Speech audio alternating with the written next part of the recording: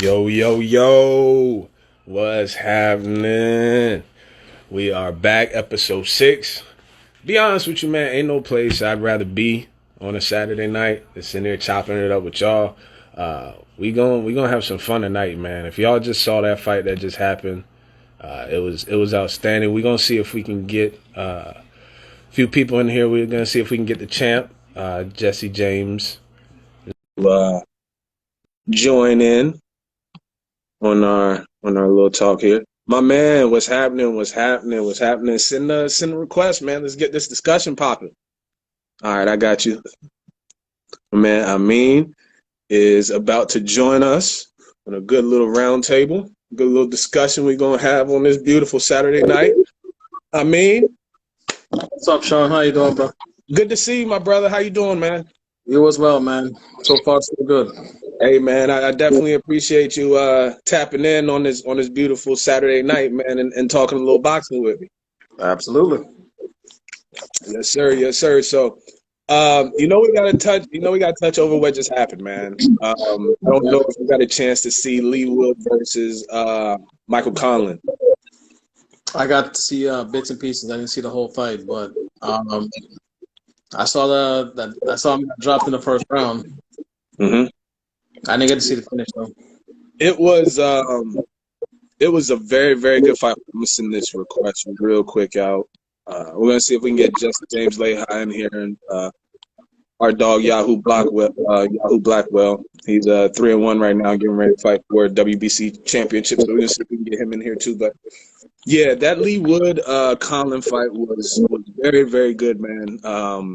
It started off that Conlan actually dropped Wood in round 1 with a looping left hand. And Yeah, looking at that first round, you would think that it was going to be Conlan's fight. So Lee Wood started to battle back a little bit. And then Conlan started to separate himself. In that 12th round, man, that 12th round, Wood just put the gas on, and he actually knocked Conlan through the ring, through the oh ropes, shit. on the ground. So it was one of those things that the people were like, they were celebrating, like, yeah, and then he was like, yo, nah, just, you know, Right. we want to see and make sure he's all right first. So, like, literally, he got hit, and it's like he was sitting on the bottom rope. Then when he fell back, you can tell that he was already out. Oh damn. You know what I'm saying? Yeah. So that's kind of the, that it takes away from the sport when you see injuries and stuff like that. Because Colin, he fought a good fight. He's gonna be world champion one day. There's no doubt. And that he has all the time in the world. Winning, that's what kind of adds to the fight, given the fact that he was winning, and then that 12th round happened and he ended up getting knocked out. So Right. uh, it was definitely an amazing fight, man. One of the better fights I've seen in a while. So kudos to both of them. Congratulations to Lee Wood. Definitely hope everything is okay with Conlan, because that's one thing you definitely don't want to see. You don't want to see injuries like that. Right. But we got a couple stuff that we're gonna discuss, man. The first thing that I want to talk to you about is we got two guys, man, that are at 168, I believe. They're either 160 that do not like each other. It's either 160 or 168, one or two, but they don't like each other. We're talking about Caleb Plant and Benavidez. And it is 168. 168. Okay, I knew one of those two.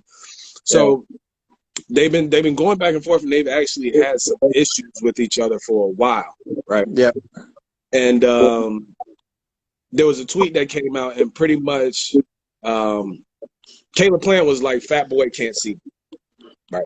He was saying, "Fat boy can't see me," and then Benavidez came back and pretty much said, "This fat boy will knock you out."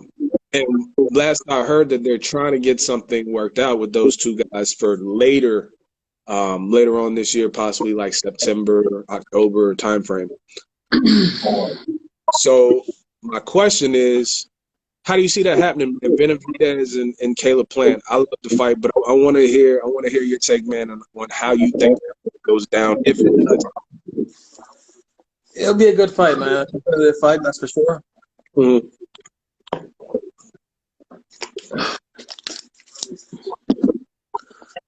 Plant's the better boxer. Benavidez is the better puncher. Mm-hmm. I think it ends the same way that Canelo Benavidez, Canelo Plant. Ooh, with a knockout. Yeah. That's tough. So you see Caleb Plant getting knocked out late in the fight? I see Benavidez getting a late TKO. Okay. Benavidez doesn't fold, man. I know. He doesn't fold. And he's a great body puncher. Yes. So, and Canelo's a better boxer, but Benavidez I think he has more punching power. Mm-hmm. So I think the body shots. Those body shots, man, they add up. Absolutely. They add up, and the only thing, like, I like Benavidez, but when I look at him, I'm like, all right, who has he fought? You know what I'm saying? Like, that's the truth too. But I'm saying that like I'm just looking at it like skills wise. Like, cause who has Caleb Plant fought too? Yeah, before Canelo. Mm-hmm.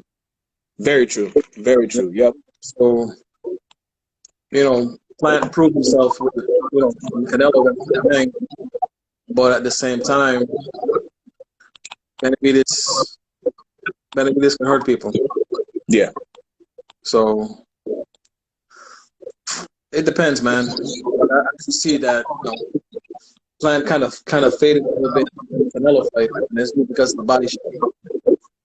Yeah, and it seems like Plant, when it comes to, I mean, and you said it yourself, you put it perfect, from a boxing standpoint, Caleb Plant, he will outbox you. He's comfortable sitting on the outside and working his jab and his combination, and he's absolutely outstanding at it.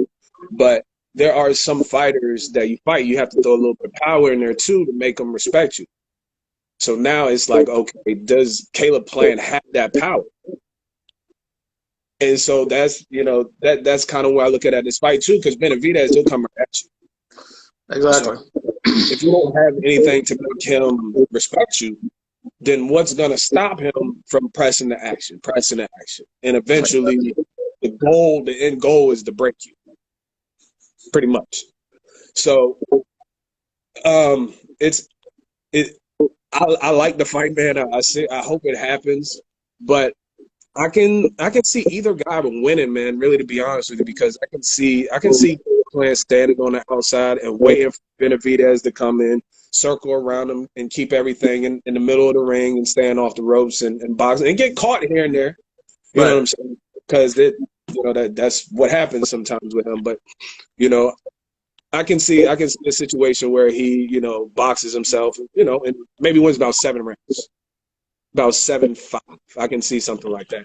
Now, also a situation where Benavidez can come straight forward and, like you said, so when round 10, when round 9, 11, when those late rounds come, he done so much work to Plant's body. Those punches now, they even have less sting, and you're not worried about it. So you're just gonna work the body and eventually break them. So that's a fight that Caleb would have to fight the perfect fight. You know what I mean? Yeah. Stick and move the whole night. Doesn't. I don't know if it will work with him. If you got a guy chasing you, you got to be on the move 12 rounds. You're gonna eventually fade. Yeah. And so that fight either ends by decision or by knockout. Okay. So let me ask you this then. So while we're on this Benavidez page right now, my man Charlo, baby, I don't want to even call him Baby Charlo because he's a grown man. The 154 Charlo, Jermell Charlo, he recently did an interview, right? Mm-hmm. One of the topics was, he said, Benavidez ain't got nothing for my brother. I like the confidence that he has, but that's another fight that I want to talk about. Let's take Caleb Plant out and let's put in Charlo now. Let's put in somebody that does have a little power now. Something that makes Benavidez respect him. Now we talking about a different fight now. We're not talking about something where Benavidez can come consistently forward without worrying about getting hit with something big and possibly hurt. Charlo has that power. Right. Yeah. So what do you see happening if you have a situation where you have Charlo versus Benavidez? That's a tougher fight to predict. Mm-hmm. Yeah, I agree. I mean, Charlo's got the bigger fight experience versus Benavidez. Mm-hmm. Do I see Benavidez knocking him out? Me either. Nah, brother. Like, to me, I would say Charlo. I don't know about a knockout. I would say late. I mean, Benavidez is not going. He's not gonna. He's not gonna fade. Does he have a chance of catching Charlo? Yeah. Will that most likely happen? I agree. Real quick, shout out to my homeboy, Wrestling Talk Radio. My homeboy Big Keys doing his thing over there. Anybody that's a big wrestling fan, if you're not plugged into Wrestling Talk Radio, I don't know what you're doing. This is the go-to guy. That's where you want to be. He's on top of everything. So if you have a YouTube, Instagram, Facebook, anything like that, and you are a wrestling fan, it's imperative that you go holler at the folks at Wrestling Talk Radio. So big shout out to Keys doing his thing, man. My brother, keep doing your thing. Proud of you, and it's good to see everything that you guys are doing up there. But the Charlo fight, I would probably take. Hold on, real quick. Let me send this. I gotta send this invite to the champ, Jesse James Leha. I think he's gonna give us a few precious moments of his time here. But if I had to pick, I would take Charlo. I would take Charlo because, like you said, man, he's got the bigger fight experience. I mean, even though, like, it's the same thing that I said about Benavidez a little bit ago. Like, I like Charlo. I'm not taking anything away from him. But I'm big on resumes, right? It's like, who have you fought? Who have you fought? And sometimes I get it. I might be a little harsh by saying that. But when I see the best, if I see somebody that's the best and has a good chance of being one of the premier fighters in the whole game, I want to see you fight other top guys. Of course. You know what I'm saying? That's what it boils down to, and that's why it's frustrating sometimes because you don't see that all the time. You see all these different things get in the way, whether it's promoters, networks, money. They just they were just talking about a possible Charlo Munguia fight. That'll be a good fight.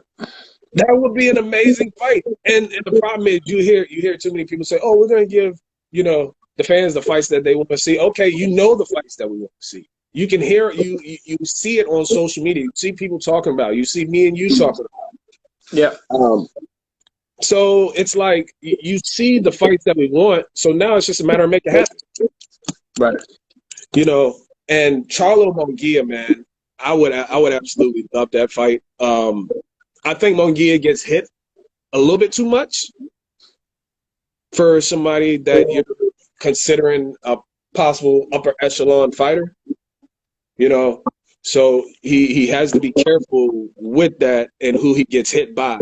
Sometimes he's able to, get away with it because he's not running into a heavy puncher. But if you going against somebody that's got some sting to it, then you got to be defensively sound. And I don't think Munguia can be defensively sound for the entire fight. You saw Charlo by knockout. Charlo by knockout.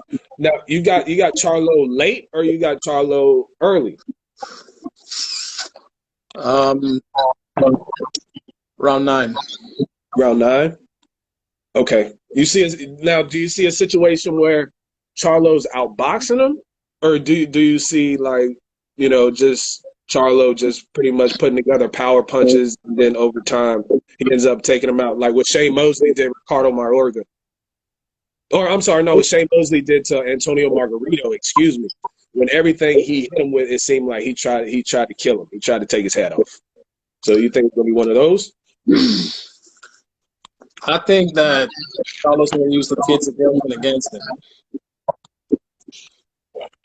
You know what I mean? Like, he'll say it's like boxing, but the kid's going to try to, like, make it for himself. This is big, big fight. His first big opponent. And he's going to be gunning for the knockout the entire time. Keep on chasing the knockout. He's going to fade. Charles going to take advantage of it. Set up a combination. Put him to sleep. I can see that. I can see that happening. That's a fight that I would love to see. But like we were saying, they're talking about that. When I saw the tweet, they said that both fighters agreed to terms, but they're trying to figure out a network, like what network. Because Charlo and them, they're with PBC, and Munguia, he's with Golden Boy, and they're with DAZN.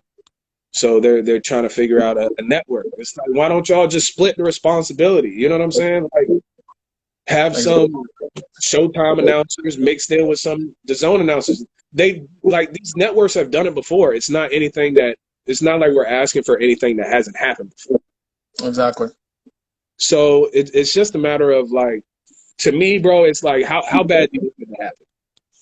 If you want it to happen, you can make it happen. That's what they say. They say, like, the boxers, they really do have control. Like, if you want somebody bad enough, and you go to your manager and your promoter and say, look, don't put no contract on my desk or on my table or in the gym, wherever, unless it has this dude's name on it. Right. Unless I got to fight a mandatory. Okay, cool. You got to do what you got to do to keep your belt so you don't get stripped. I understand that. But if you want to fight somebody bad enough, you can say, look, I don't want no other fighter. I'm not signing nothing unless it has this guy's name. If it doesn't have this guy's name, I'm not fighting. Exactly.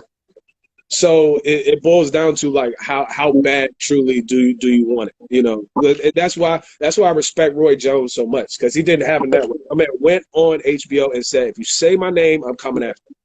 Doesn't matter where you were. You could be anywhere. He coming to get you, and that's the way it should be. Right. You know what I mean? So we'll see, man. That's a fight I would love to see. And while we're on the Charlo twins topic, also in the interview, he had a lot to say about my man Bud Crawford. He said that, and I agree with him. I agree with him when he said fight Errol Spence. I agree with him on that. Absolutely, that's the fight that everybody wants to see. Fight Errol Spence.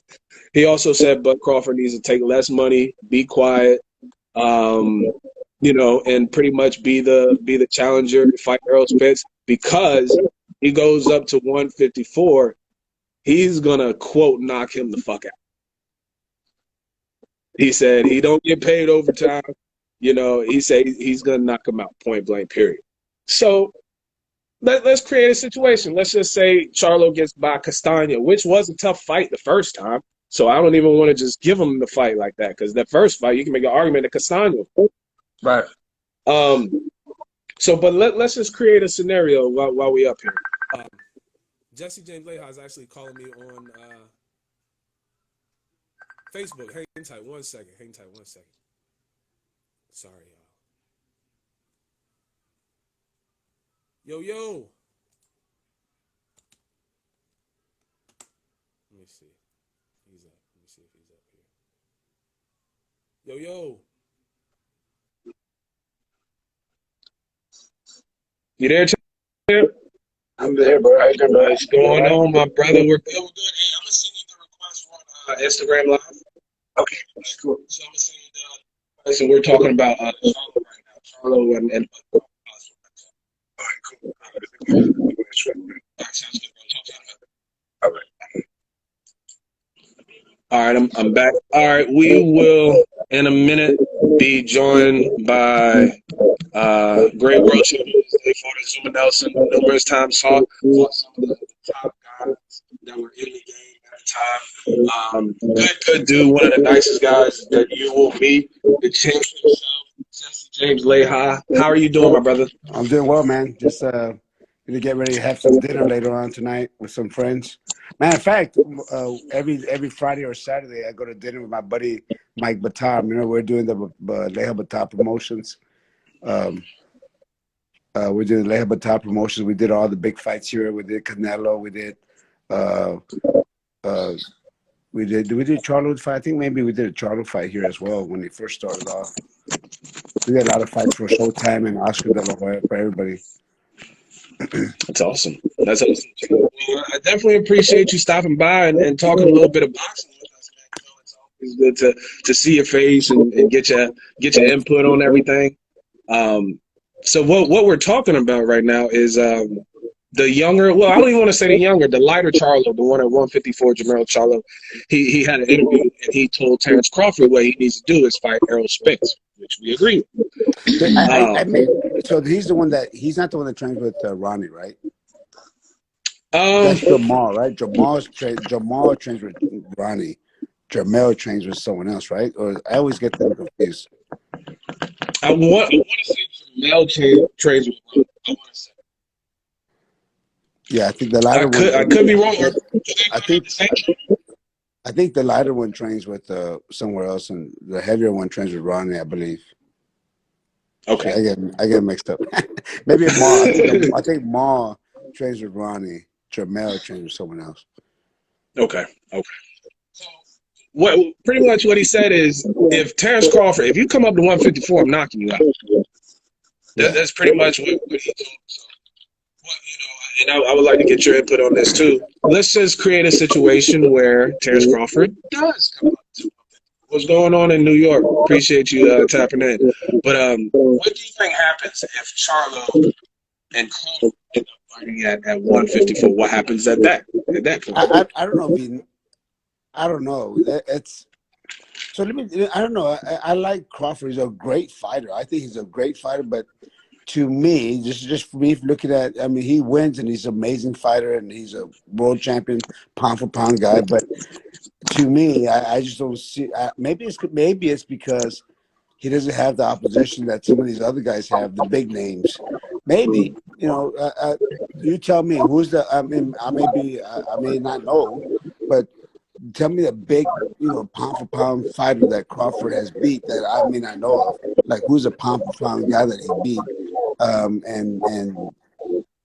and that's why maybe that's where you put your place in history is when you beat the big guys. You beat the pound for pound type guys. But I don't know. Maybe I'm wrong. Maybe I don't see every fight on TV. I don't see all his fights. I miss a lot of fights. So maybe I'm missing something. I'm not sure. But so what I was gonna say is I don't see that wow. I know he's a great fighter, but I don't see that wow thing in him. But maybe because he does everything so well and it's easy for him. But maybe it's that way because he's not fighting that top guy. I could be wrong. No, it makes sense. It makes sense. And I mean, if we're going to look at Terrence Crawford's resume, and I completely agree with you, man. Terrence Crawford, he's an amazing fighter. You can make an argument he's top 5 pound for pound right now. Yeah. And if we're looking at his opponents, I would say the top of the list is probably Sean Porter. It's Okay. probably the fight that he had with Sean Porter, where he made adjustments and he got the job done. But man, I want to ask you, man, because I definitely respect your boxing knowledge as well. Charlo and Bud Crawford at 154. How do you think that fight goes down? It's a tough fight for both guys. But I've seen the Charlos fight. I've seen them train. These guys are on a different level. I just see them on a different level from everyone else. These guys are like they have that wow factor. You just watch it, you say, "Wow, these guys are great. These guys can punch. These guys are fast. They're big. They have it all." And they're smart. These guys have been fighting since they're 7, 8 years old. These guys are smart. They know the game. I'm not saying Bud doesn't. I'm not saying that at all. But I've just seen these guys, have that wow factor. Mm-hmm. Yeah, and you can see it. You can see it in the ring too. I think what we're just waiting on at this point is the level of competition, so we can see even more of that greatness that they have in them. Yeah. because sometimes you have to have that dance partner to bring that greatness out of you. Like Yeah, if you're fighting hey, somebody, and maybe that's what Bud needs as well. He needs these guys so he can show what he has and show them that he has that wow factor. Well, not that he doesn't, but that he shows them that hey, I could beat the top guys, these big guys too, the big names. I could knock them out too, and maybe he does, and makes surprises everyone. Well, maybe surprises me, but shows people that that's why he's the best pound for pound. I'll give you that. I'll give you that. Absolutely. I mean, how do you feel about that fight at 154, my brother? How do you think that goes? You got Charlo or Crawford? 154. Yeah. I'm going with Crawford, man. Like, Okay. like his skills are on a different level to me. Like what Champ was saying, you know what I mean? What's up, Champ? Big fan, you know what I'm saying? Thank you, brother. Thank you, man, so much. Charlos, like I said, they're very tough. They train hard, they hit hard, they hit hard. So it's not an easy fight either way. You know what I mean? Bud's going to be deep waters. Charlo's going to be deep waters. Mm-hmm. They never fought, either one never fought, somebody like this, like either one of them, you know?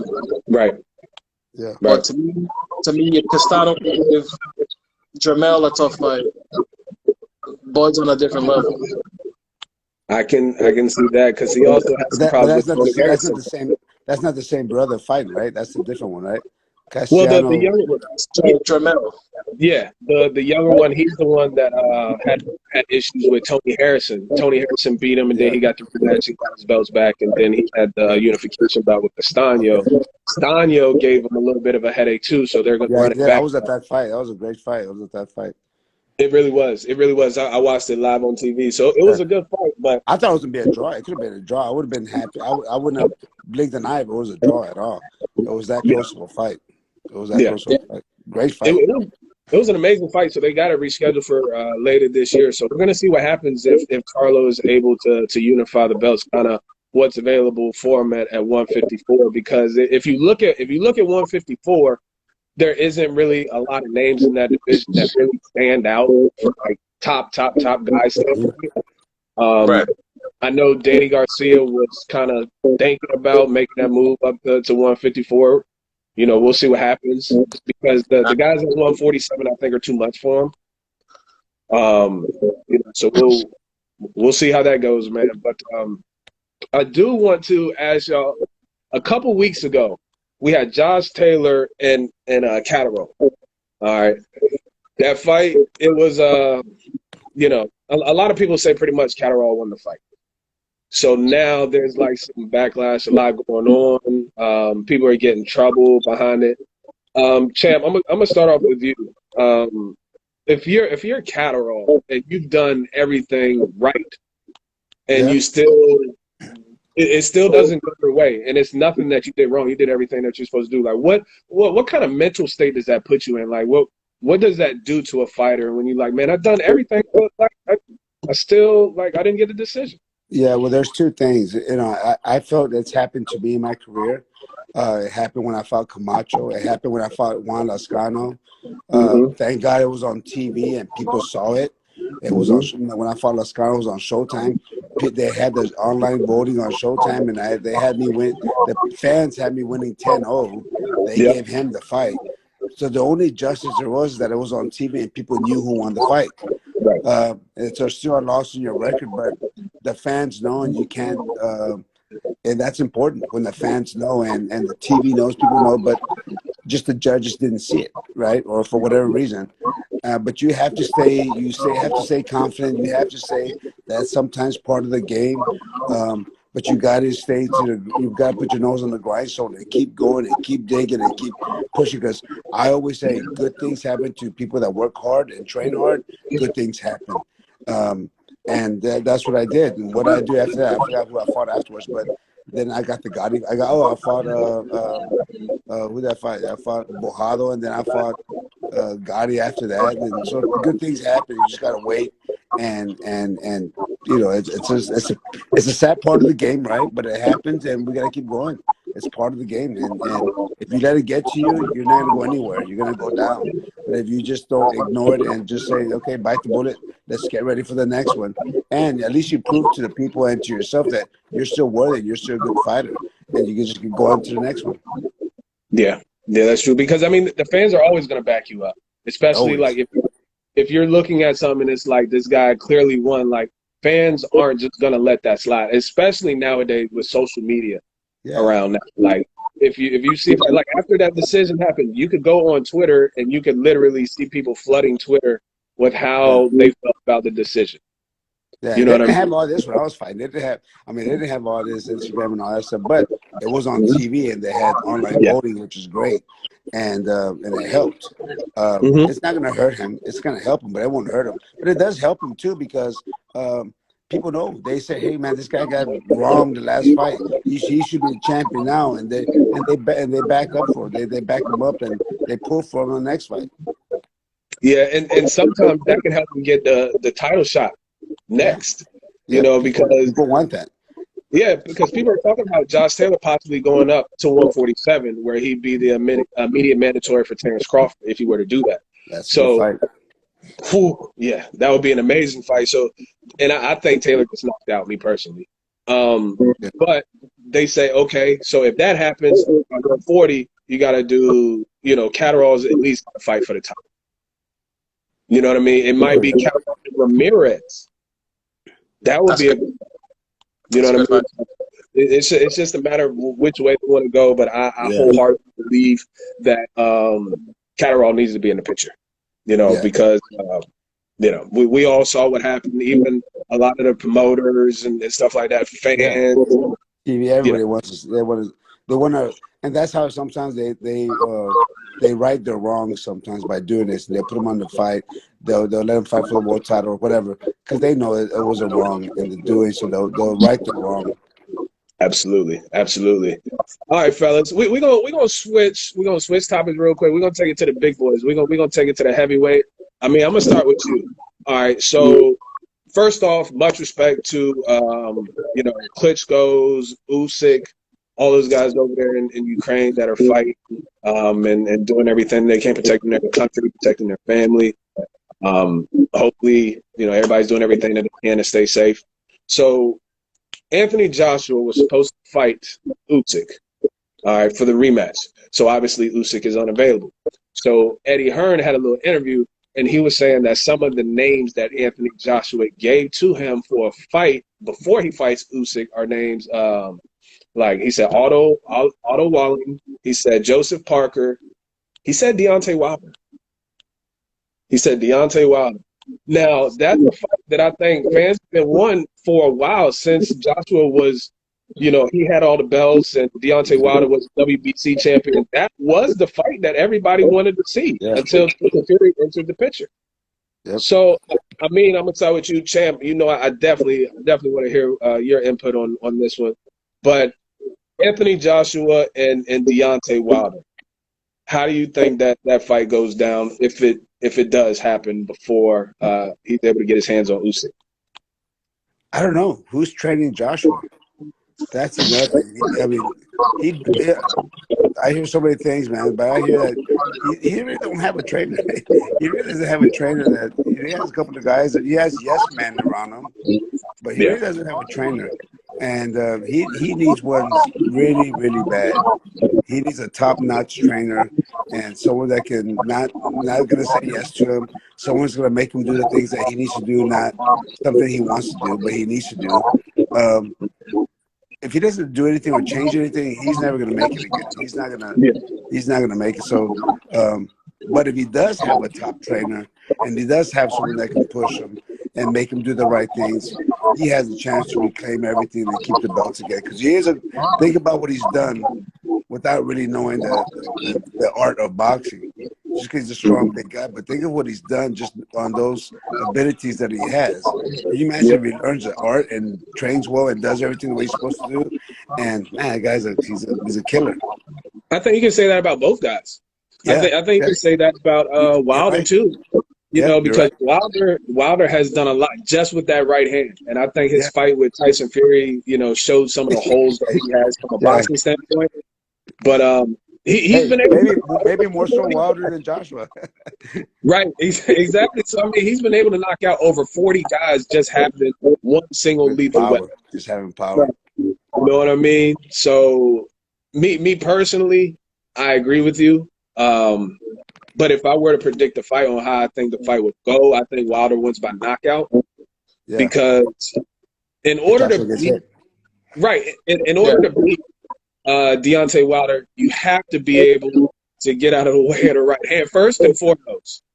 If you Yeah, can get out of the way of the right hand consistently, you're fine. However, I don't think Joshua is not that sound defensively to be able to do that for the entire fight. Because all Wilder has to do is clip you.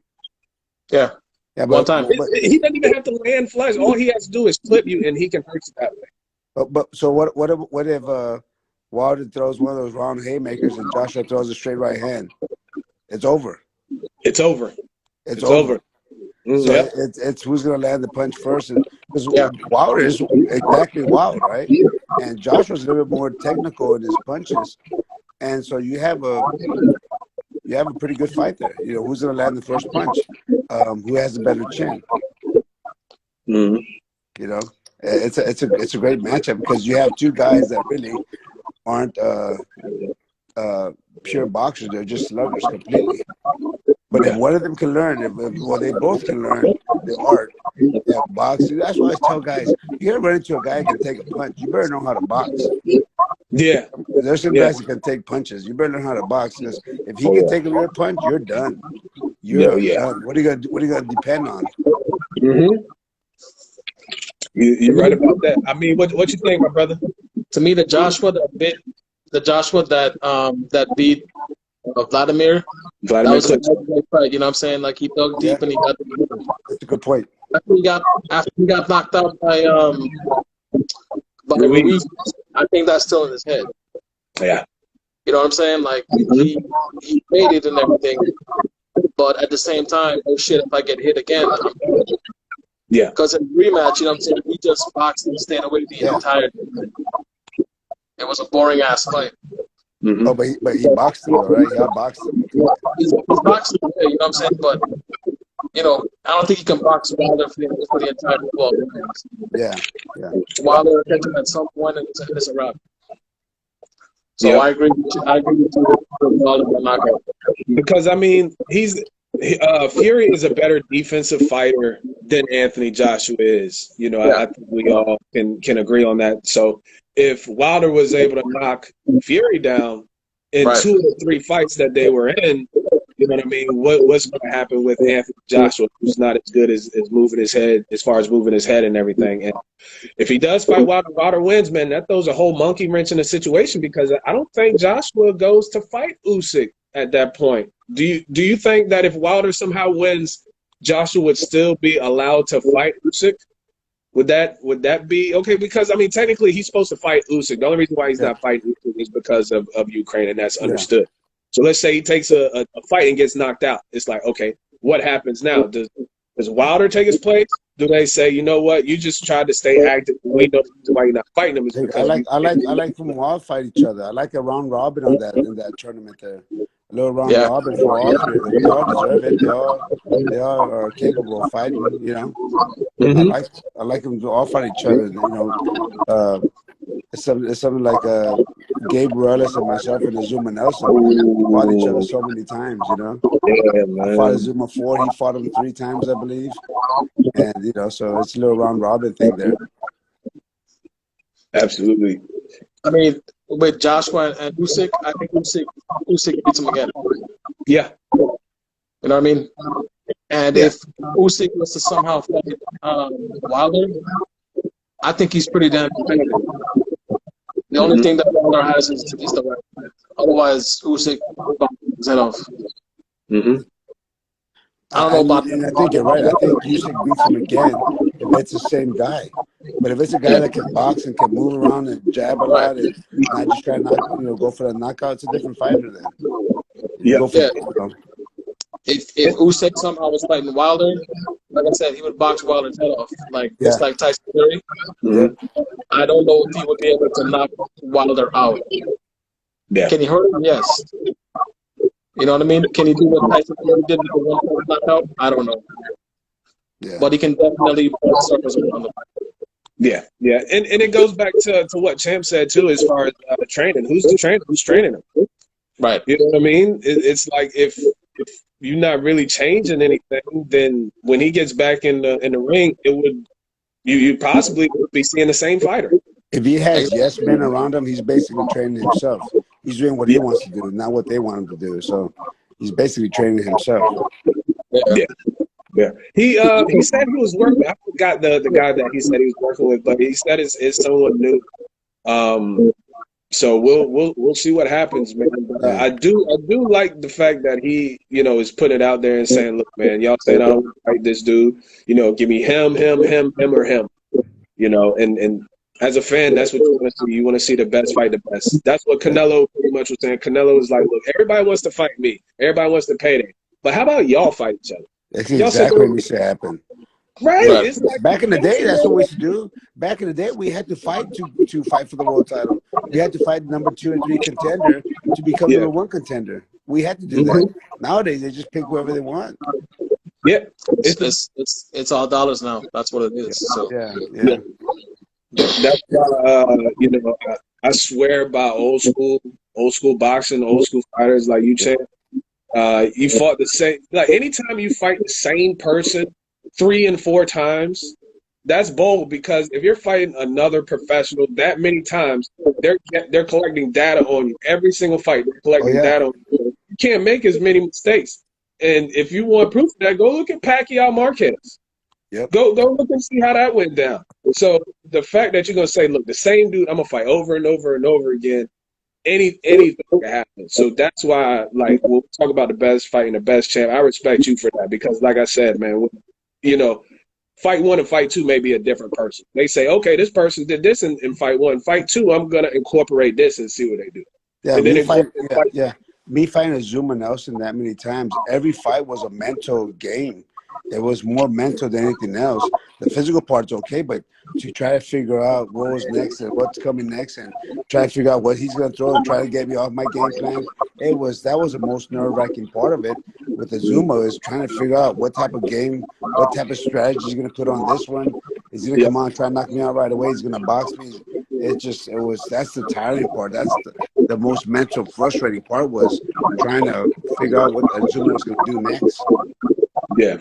I can definitely understand that. Now, Champ, I do want to ask you a question though. I'm kind of curious about it.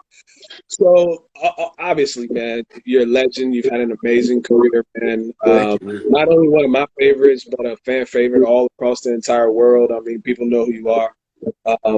So, like, during your career, when you got in the ring with somebody, who was the person that sticks out? Like, when you got in the ring and then you started to, kind of gauge on what they're doing, who was like, okay, this is gonna be a little tougher than I thought. This gonna be a long night here. I didn't quite expect this, but this person is a little bit I thought, so I need to be on my A game. It's gonna be tough for me. The first one that stands out like that was Oscar, because I was sparring 147 pounders, getting ready for Oscar at 135. And so I always tell people, you can imagine how hard he hit at 130, 135, 140, 147, 154, knocking guys out everywhere, right? So you can imagine how hard he hit at 135. But I was sparring 147 pounders that were really good fighters. One of them was Roberto Duran's nephew. I can't think of his last name right now. It was his nephew. He was a pretty decent fighter. He was like 12-0 back at that time, 147 pounder. And I was doing well in the gym with all these guys. I get in the ring, I get hit by Oscar, 8-ounce gloves too. And I said, oh, that's a different level now, man. This is different. And then he had that jab, the great jab, because he's lefty. He had the great jab, and I was like, God dang it, man, this is going to be a tough one. And then he stopped me. Oscar, he would shoot his jab from, it wasn't far. Like Oscar, he would keep his hands up, so the jab, it ain't have to travel far. Yeah, and his it's kind of like the European style, but it was just a different level. I knew right there after the first round. I said, "This is a different level, man. This ain't." I've been sparring with all these guys. They hadn't gotten close to what Oscar was, and so I knew it was a different. That's when I said, "That's a different level," And there's other fighters too, though. There's other fighters that Shane Mosley. The speed was different. The speed was crazy different. The power wasn't there. I didn't. Think about this. I had 17 days to get ready. No, 21 days to get ready for Shane Mosley. I had to drop 17 pounds. It's 21 days. I was dead at the weigh-in. And then I went 9 rounds with him. And I gave a pretty good fight at night for 9 rounds. It was an Matter amazing. of fact, not too long ago on the magazine, he had said that I had given him one of the toughest fights at 135. But I only had 3 weeks to get ready for that. But his speed was it was on a different level. I was like, whoa, this is different. I fought well, but it was a different level. And that he's Hall of Famer, man. Shane It's Mosley. supposed to be different. It's supposed to be different. Man, Shane Mosley, I absolutely love watching Shane Mosley fight, man. And with his speed, somebody's fast when it translates on TV as well. Like, I know you're in the ring, you see, obviously, right in front of you. But when you see it on TV, too, you're like, whoa, hold on, wait a minute now. Like, dude tried to come in, he got hit with a check hook that fast. And like, Shane was just a joy to watch, man, at 135 all the way up to 137. He hit so fast that he hit me, and I didn't even feel the pain. I felt it in the third punch. But he was like, I didn't feel the first punch. I felt the third punch. This is like, all right, hold on, wait a minute. Which one of y'all hit me? But yeah, man, Shane Mosley, he was definitely one of those guys. But guys like that, where you're in there, and you're like, okay, these guys just. That's when these guys are special, man. They're like, wow, these are special fighters. And Azuma Nelson had that tenacity. He had that look in his eye. He was a warrior, man. He wanted to knock you out and kill you, but he wanted to do it in a way where he was going to punish you a little bit too. And you knew he was doing it. You knew he was setting you up for something, but he wanted to just punish you at the same time. That's the warrior mentality. I'm going to hit you, but I don't want to knock you out now. I'm going to knock you out later. I'm going to let you feel this for a while. That's the type of guy he was, man. That's the type of guy he was, Like, I'm gonna beat you up all fight and let you try to figure out a game plan. That cat and mouse type. Yeah, let me see what you got first. Let me see what you have. Yeah. But he and I, we talked a lot. We talked several times. We all said, I think how on that magazine, the ring magazine, was said the best you fought, and the ones that are more mentally tough or whatever you try to figure out. He always said that I was the one I think he said I was the one with the most mental game, because he couldn't figure me out either, because I was always doing something different.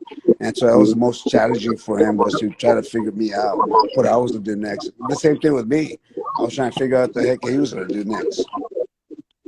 That's awesome, man. It's cool to have your aspect on the show, man. It's really cool because we have the fan side of everything. Like, we're just sitting there watching on TV. So to have you up here and kind of shed a whole nother light, it's like, this is what it's like in the ring. This is what it's like as a fighter. This is what I see in the ring.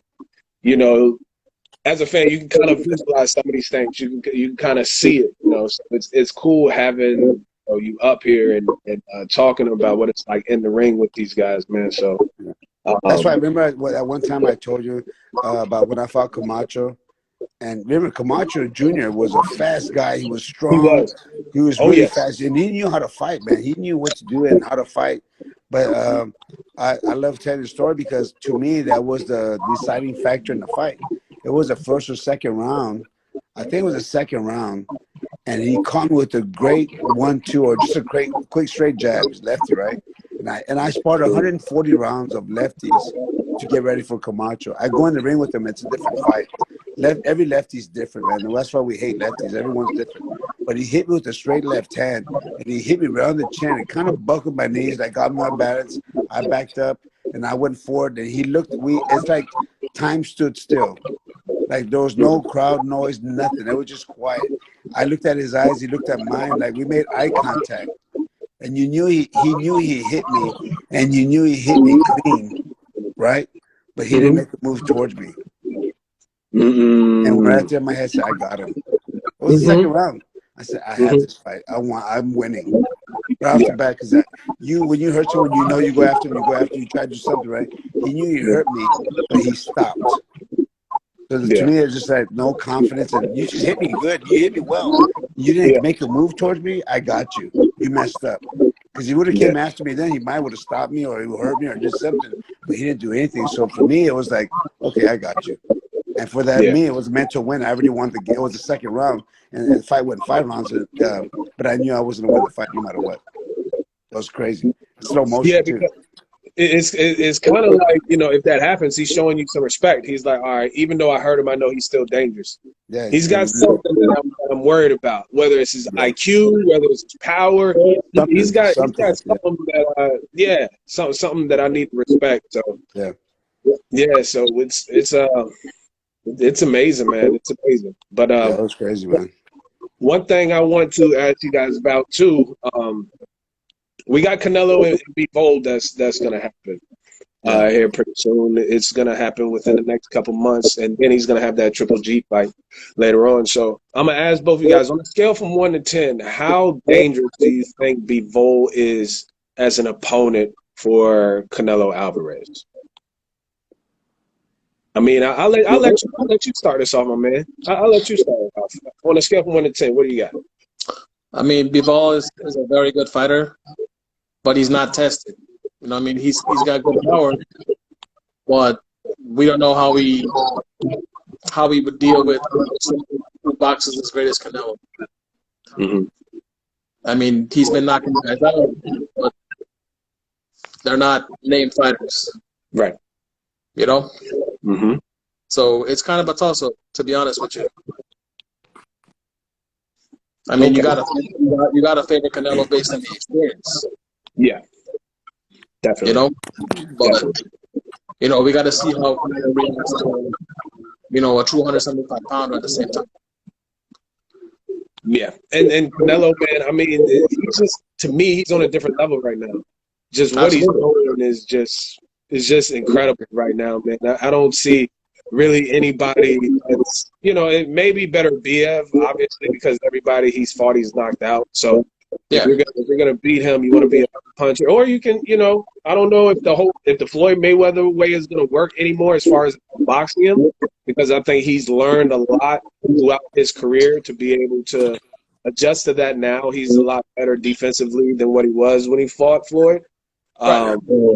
But I think better Biev may have some power. But as far as Bivol, on a scale from 1 to 10, I'll probably give him maybe about a 6. Because like he's in the ring with these guys, don't get me wrong, but they're not Canelo. Yeah, exactly. Let's just call it the way it is. They're not Canelo. He's just a different animal. He's my top pound for pound fighter in the world right now. So Champ, how do you feel, man? Bivol as an opponent on a scale from 1 to 10, how dangerous do you think he is? I 4 or 5, maybe 5. Canelo's just on a different level from everyone else right now. He's on a different level from everyone else. Not only does he pick up a lot that he learned from Floyd, but now he has defense. He had the defense which Floyd had, right? Canelo's defense is amazing, and he has a chin that he takes great punches too. Who's gonna beat him? How are you gonna beat this guy? Unless, you know, I see maybe the only way you have a chance to beat him is he breaks his hand during a fight and he can't punch it. Then you go after him. But man, I don't know how you're gonna beat this guy. His defense is, when you have a great offense and a defense, wow, that's remarkable. Now, obviously, everything can happen in boxing, but think of Mayweather. Mayweather had that power.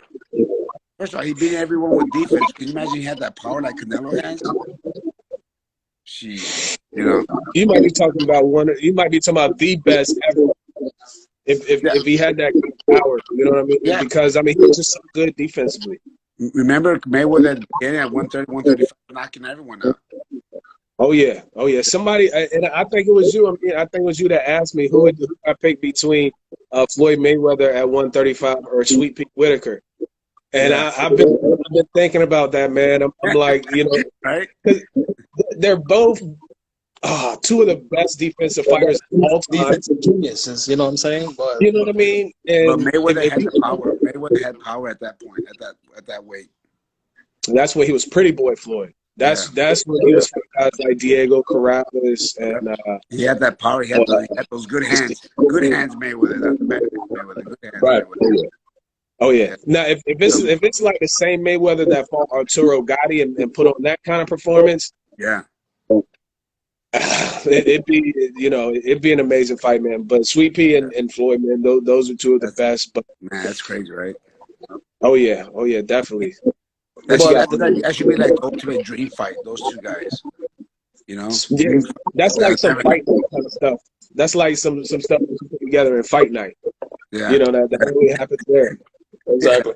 Yo, Floyd looked like Sugar Ray Robinson against Gotti, because all Gotti was doing was, standing right there. Sweet Pea's not gonna stand right there. You know what I'm saying? Floyd's gonna have to chase him the yeah. fight. Yep. And Floyd, Floyd can come after him. But if I gotta pick him at 135, I gotta go with Sweet Pea. I'm saying that because I'm from Virginia, baby. Like literally, I live 10 minutes away, so 15 minutes away from the I used to neighborhood. spar Floyd. I'm at spar Pernell all the time. We had a lot of fun in the ring, man. We used to do all kinds of, like, we're fun around too, but we're sparring a lot. And, we sparred around sometimes, and we would do different tricks. You know how you would sit up one day? It was like my kind of my famous thing I did to Pernell was, you know how he used to sit in that bottom rope and do this real quick? He would sit on the bottom rope, but he was doing that while I was sparring, because I would never try to fall into the straps. And so I was, I've been sparring with him before, and he sat down that rope and he started doing this. So I get my left foot and I put it on his foot and I sweep it from under him, and he sits on his butt. He goes, "Oh, that's a good one." Everybody was laughing, and he sits on his butt and he goes, "Oh, that's a good one," because I didn't have to punch him. I just had to sweep his feet from under him, But I learned so much tricks from him. I learned a lot of tricks of how to get away from punches, and how to just frustrate your opponent just by doing certain things in clinches. I learned that so much from Pernell, man. I told him too. I said, "Man, thank you, man. I learned a lot just after just about 6 years ago or so." I thanked him for showing me all the tricks. I learned a lot from him. I owe a lot to him too, because he was the one that said one day I told him. He said if we were going to spar, and I said, "No, my next guy's not a lefty." And he always remember, punches are punches no matter what angle they're coming from. I said, that's true, man. No matter what they're punches are punches, no matter what angle they're coming from. And so I said, "Oh yeah, let's go in the ring and spar." Because that's how you get better, by just having different. I couldn't just spar a righty because I'm a fight righty. Fight everybody. Remember what Bruce Lee said, right? Expect the unexpected, Mm-hmm. So Definitely, man. That's I learned something from Pernell. He was teaching me, man. Punches are punches. Don't think about just because you're fighting a righty. What if the guy turned lefty on you? What are you gonna do? You're aware of everything. Yeah, good guy. Yep. Good guy. Sweet Pea Whitaker is one of those guys that if you're showing someone the sport of boxing for the first time and showing them, how to, what you want your end result to be, and just one of the premier fighters. One of the first fighters I'm turning on is Sweet Pea Whitaker, because obviously you want to be good offensively. You want to be, you want to be good at not getting hit also. Yeah. So there aren't very many fighters that are able to do both at a high level. He was one of them. Floyd Mayweather is one of them. So I'm so excited. Who was outstanding offensively and outstanding defensively. And one of the things that pop in is Pernell Sweet Pea Whitaker. And that's a name that you still hear now as far as fighters who they look up to. And I think that's a name that you're going to hear until the end of time. Oh, yeah. Yeah. Because he was that good. Yeah, he lives on forever. He lives on forever. Absolutely. Fellas, man, I appreciate y'all. We reached our without you guys, there is no show, because to be honest with you, it would just be me just rambling on, and people would probably just join in and see me rambling and step out and exit. So the fact that I have y'all, we're able to have this conversation, this dialogue, and add to the show. So I absolutely appreciate both of you guys. Is there anybody, Tampa, you start first, is there any business that you want to shout out? Anybody you want to shout out? Go ahead. No, man, I'm just good, man. Just thank everyone again for coming in and watching and listening and getting our perspectives of what we thought and what we think. It is what we think. We're not the most knowledgeable fighters in the world, but we know enough and just giving our perspective, and we appreciate the people that are listening in. Thank you so much.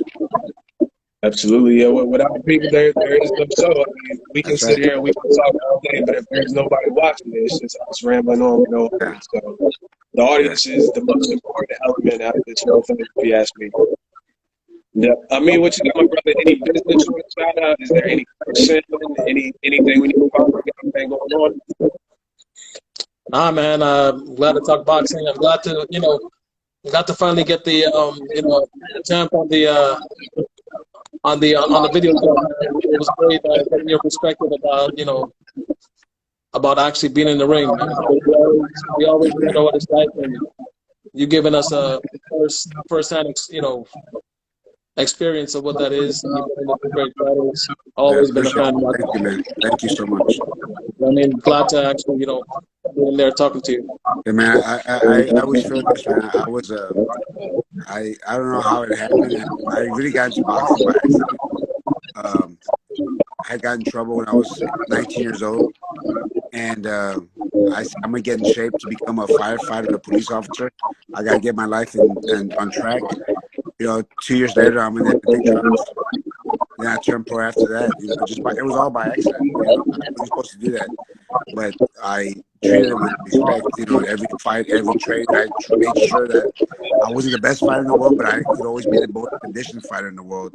And I always felt that if I can't beat you by my skills, I'll condition you to beat you that way.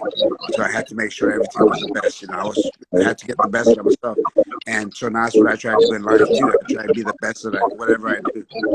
We have a great fitness gym now, a great box. We train the Spurs, we train everybody, and I do it with the respect that I have for boxing, because that's what I'm teaching. That's my life is boxing. I'm giving, I'm trying to give it the respect they gave me. Right. Big respect on that. And I get that vibe from you too. So I think that's why whenever me and you talk boxing, we always have a great conversation, because just by talking with you, I can feel your love for boxing. And even as a fan, even though I wasn't, in the ring to the lengths you are and things like that, but I think sometimes you pick up on my love for the sport and the respect. Always. That's why I'm on with you. I don't do this. I'm on with you. That means, man, it means more than you probably realize. So I definitely appreciate it. I mean, my brother, you hanging in with me for another week, man. So I absolutely appreciate it. Hopefully, I can see you guys next Saturday. If you guys have it open, I absolutely love to have you on. If not, No, I can't. My son's getting married next Saturday. My son gets married next Saturday. Yeah, so yeah. So put him on the chat too. That's fine. Congratulations, though, man. Congratulations, man. Congratulations to your son. Hopefully, they have a good reception and everything. But we'll be talking, guys. I'm gonna let y'all go. Y'all enjoy the rest of y'all night, and I'm pretty sure I'll be talking with each one of you. All right, we'll talk to you soon, man. Peace, guys. Be careful. All right, thank you, everybody. See y'all next week. That was fun, man.